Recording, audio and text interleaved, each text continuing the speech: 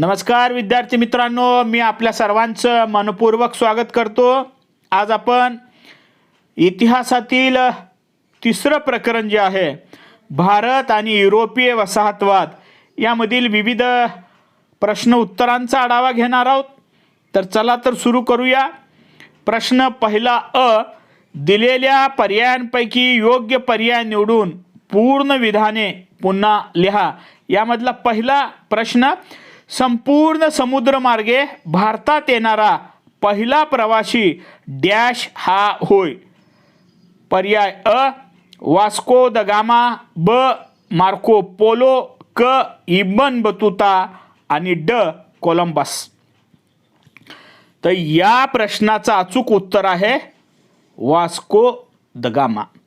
मित्रांनो, आपल्या सर्वांना कल्पना आहे की वास्को द गामा हा पोर्तुगालचा 600 अशा पद्धतीचा खलासी होता आणि इसवी सन 1498 मध्ये संपूर्णतः समुद्रमार्गे प्रवास करून तो कालिकत या बंदरामध्ये पोहोचलेला होता। संपूर्णतः समुद्रमार्गे प्रवास करणारा तो पहिला दर्यावर्दी होता, प्रवासी होता। ही गोष्ट आपण लक्षामध्ये घेतली पाहिजे। यानंतरचा दुसरा प्रश्न, लग्नात आंदण म्हणून पोर्तुगालच्या राजाने आपल्या राजकन्येला डॅश हे भेट दिले।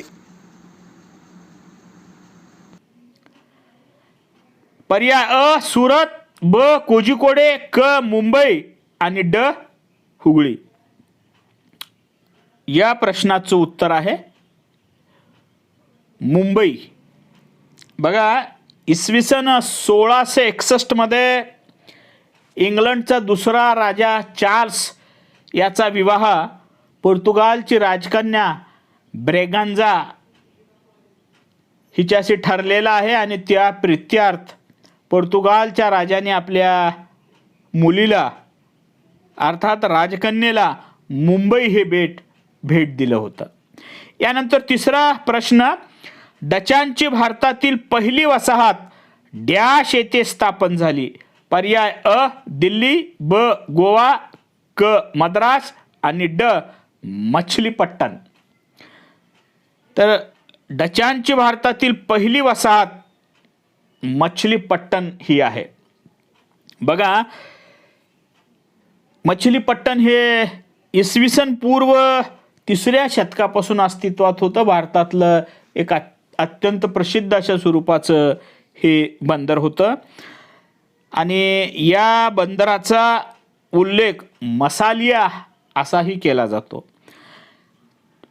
प्रश्न क्रमांक 4, इंग्लंडच्या डॅश ब्रिटिश ईस्ट इंडिया कंपनीला पूर्वेकडील देशांशी व्यापार करण्याचा परवाना दिला। पर्याय अ, दुसऱ्या चार्ल्सने, ब एलिझाबेथ राणीने, क पंचम जॉर्जने, ड विल्यमने। तर या प्रश्नाचं उत्तर आहे एलिझाबेथ राणीने। बघा, एलिझाबेथ राणीनं ईस्ट इंडिया कंपनीला पूर्वेकडील देशांशी व्यापार करण्याची मक्तेदारी दिलेली होती आणि परवाना सुद्धा हा दिलेला होता। यानंतर पाचवा प्रश्न, इसवी सन 1744 ते इसवी सन 1763 या काळात डॅश यांच्यात 3 युद्धे झाली। त्यांना कर्नाटक युद्धे म्हणतात। पर्याय अ, इंग्रज फ्रेंच, ब इंग्रज मराठे, क इंग्रज पोर्तुगीज आणि ड इंग्रज हैदर। तर मित्रांनो, या प्रश्नाचं उत्तर आहे इंग्रज फ्रेंच। ते इंग्रज आणि फ्रेंच यांच्यामध्ये 1744 ते 1763 या कालावधीमध्ये जी युद्ध झाली ती कर्नाटक युद्धे या नावानं प्रसिद्ध आहेत। यानंतर या प्रश्न प्रकारामधला शेवटचा प्रश्न, इसवी सन 1664 मध्ये फ्रान्सचे डॅश कोल्बेर यांच्या पुढाकाराने फ्रेंच ईस्ट इंडिया कंपनीची स्थापना झाली। अ पर्याय राजे, ब प्रधानमंत्री, क अर्थमंत्री, ड संरक्षण मंत्री. आपल्या आता या प्रश्नाचं उत्तर आहे अर्थमंत्री. तर कोल्बेर हे फ्रान्सचे अर्थमंत्री होते आणि त्यांच्याच पुढाकाऱ्यांनी 1664 मध्ये फ्रेंच ईस्ट इंडिया कंपनीची स्थापना ही झाली होती.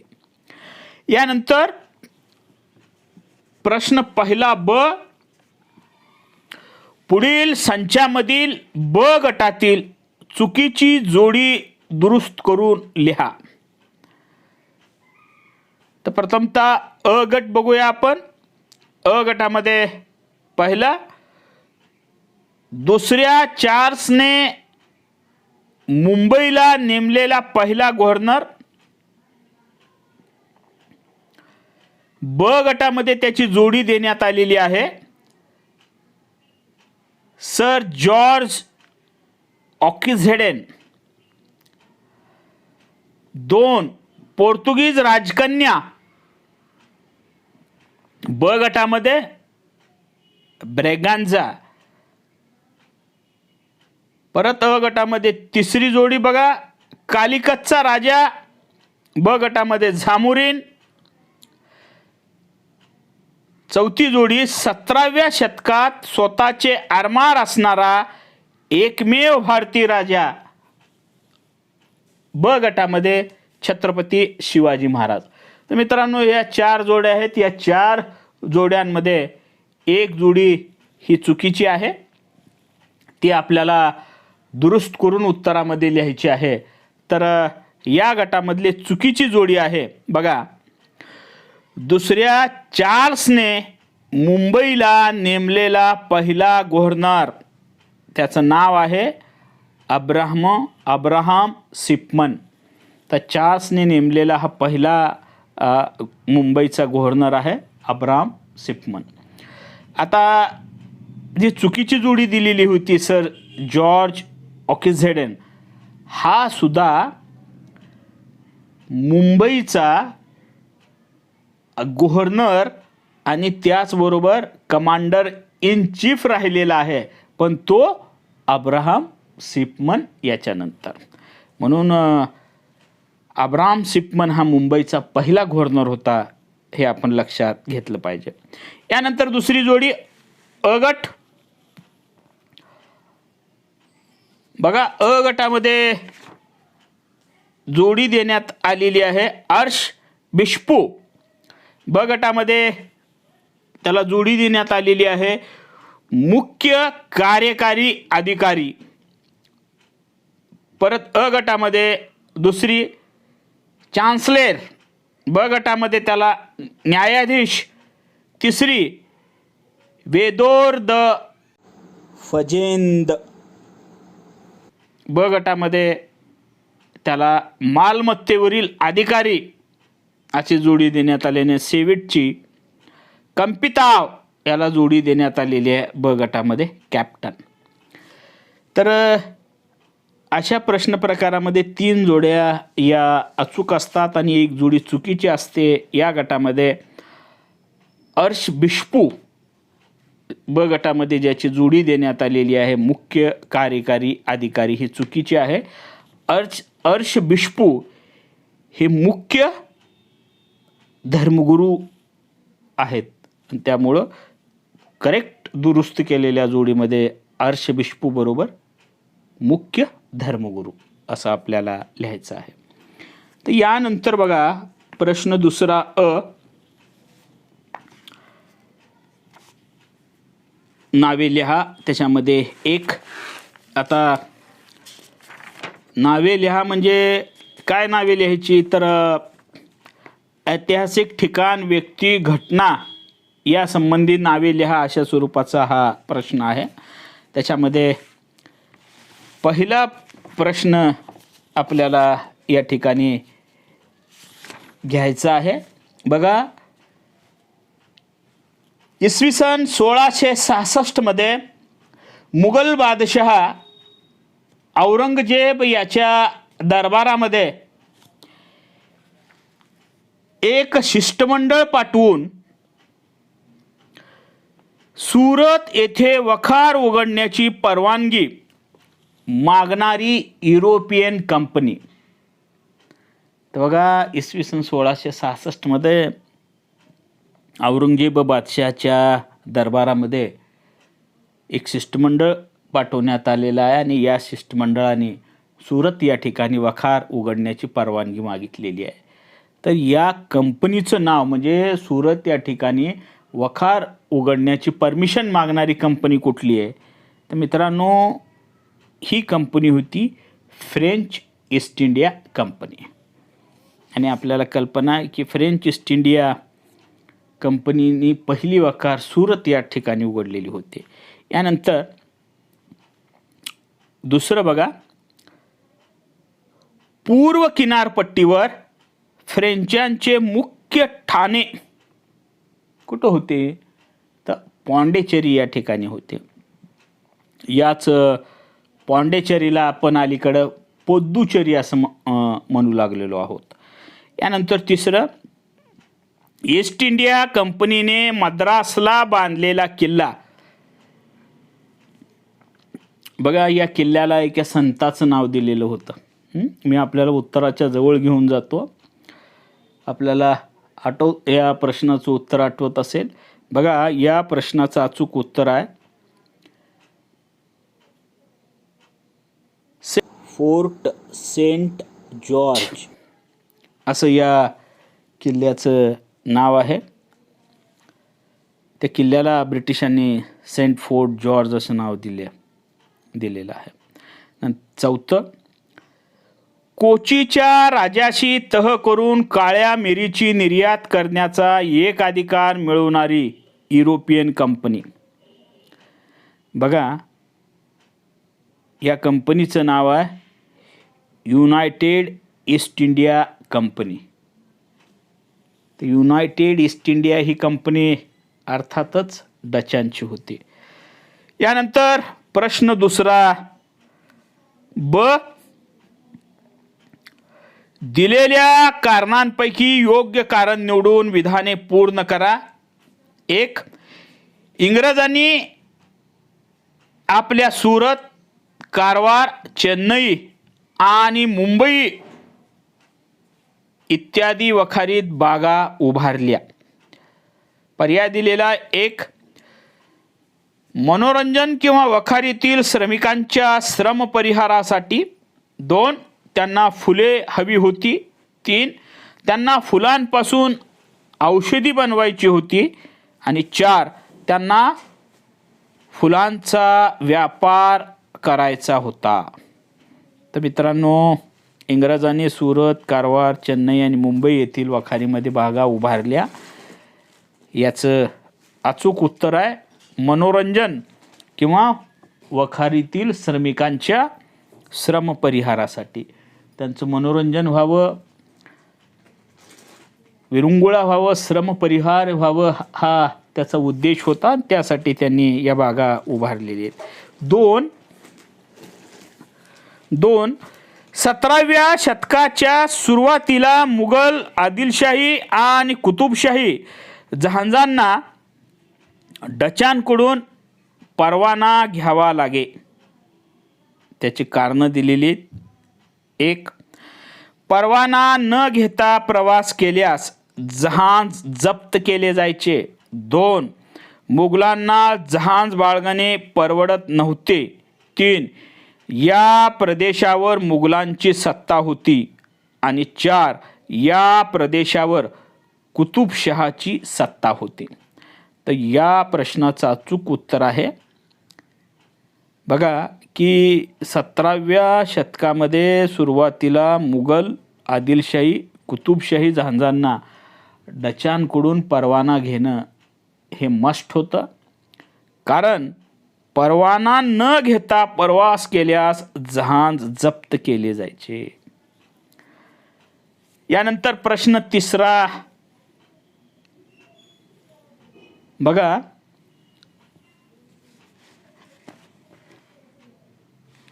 संकल्पना चित्रे पूर्ण करा. बघा, स्क्रीनवरती आपल्याला एक डायग्राम दिसत आहे. हा डायग्राम कशाच्या संदर्भामध्ये आहे तर इंग्रजांच्या सुरत येथील वखारीतील कंपनीच्या अधिकाऱ्याचा हा डायग्राम आहे.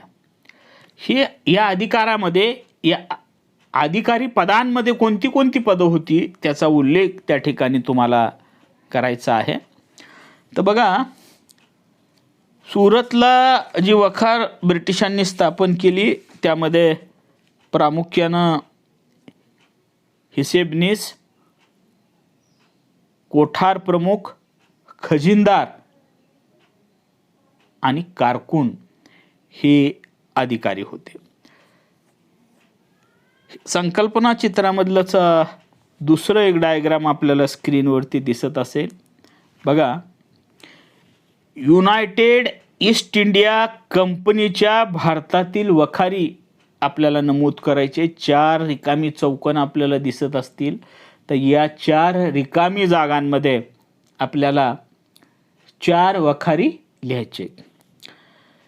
प्रत्येकी अर्धा गुणासाठी अशा स्वरूपाचा हा प्रश्न विचारण्यात आलेला आहे. तर बघा मित्रांनो की डचांच्या भारतामध्ये ज्या वखारी होत्या त्यांची संख्या जवळपास 14 अशी आपल्या पाठ्यपुस्तकामध्ये नमूद केलेली आहे या प्रकरणामध्ये. तर दक्षिण भारत, उत्तर भारत आणि पश्चिम किनारपट्टीवरती या वखारी होत्या. तर यापैकी कुठल्याही 4 वखारी आपल्याला नमूद करायचे आहेत. आता बघा, कुठल्याही 4 वखारी आपण त्या ठिकाणी लिहिल्या की 4 मार्क आपल्याला मिळणारच आहेत. परंतु आपण थोडं स्मार्ट पद्धतीनं दक्षिण भारत, त्याच्यानंतर उत्तर भारतातल्या आणि पश्चिम किनारपट्टीवरील जर वखारींचा उल्लेख केला त्या ठिकाणी. आता दक्षिण भारतामध्ये अधिक वखारी होते म्हणून त्या ठिकाणी 2 वखारी आपण घेऊया किंवा तुम्ही केलात त्याच्या पद्धतीचा उल्लेख. पश्चिम किनारपट्टीवर 1 आणि उत्तर भारतातील 1 असं जर तुम्ही लिहिलात तर तुमचा स्मार्टपणा त्या ठिकाणी उत्तरामध्ये दिसून येईल. तपासणाऱ्याला लक्षात येईल की ह्याला भारतातल्या म्हणजे डचांच्या भारतातील सर्व वसाहतींचा अभ्यास आहे. ज्या अर्थी त्यांनी वेगवेगळ्या विभागातल्या या वसाहती लिहिलेल्या आहेत त्या अर्थी या विद्यार्थ्याला याचा अभ्यास आहे हे तपासणाऱ्याच्या पटकन लक्षात येईल. आणि याचा बेनिफिट आपल्याला कळत नकळत परीक्षकाकडून परीक्षकावरती त्या विद्यार्थ्याचं चांगलं इम्प्रेशन होईल. हा विद्यार्थी चांगला अभ्यास होईल असा त्याचा समज होईल. कळत नकळत 1-2 मार्क मिळण्यामध्ये फायदा होत असतो. तर असा थोडा वेगळेपणा उत्तर लिहिण्यामध्ये थोडे विद्यार्थ्यांनी थोडं दाखवलं पाहिजे. तर चला तर या चौकटी आपण भरूया. बघा, पहिली वसाहत अर्थात मछलीपट्टण होती म्हणून मछलीपट्टण आपण लिहूया चौकटीमध्ये. दुसऱ्या पेतापुली लिहूया, दक्षिण भारतातली ही डचांची वखार होती. त्यानंतर पश्चिम किनारपट्टीवरती अहमदाबाद आणि शेवटचं उत्तर भारतामधलं एक ठिकाण आग्रा. तर मछलीपट्टण, पेतापुली, अहमदाबाद आणि आग्रा या 4 वखारी आपण नमूद केलेल्या आहेत. तर अशा पद्धतीनं या प्रकरणामधील विविध प्रश्न प्रकाराचा आणि त्यांच्या उत्तराचा आपण आढावा घेतलेला आहे. मित्रांनो,